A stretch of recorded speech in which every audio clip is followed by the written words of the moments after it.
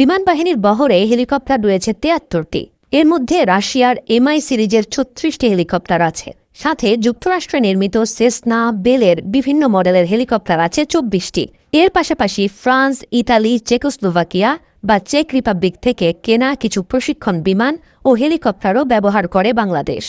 বাংলাদেশের সামরিক বাহিনীর কাছে ৪৪টি ড্রোন রয়েছে বলে জানাচ্ছে ওয়ার পাওয়ার বাংলাদেশ।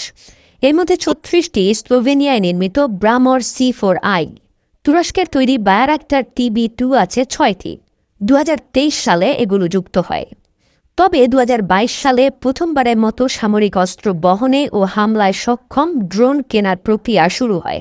ড্রোনের পাশাপাশি তুরস্ক থেকে কামানের গোলা, রকেট প্রতিরক্ষা ব্যবস্থা, সাঁজোয়া যান, মাইন থেকে সুরক্ষাকারী যানও কিনেছে বাংলাদেশ। তুরস্কের বায়ারাক্টার ছাড়াও ইতালির সিলক্স ফ্যালকো সিরিজের ২টি ড্রোনও আছে বাংলাদেশের বহরে।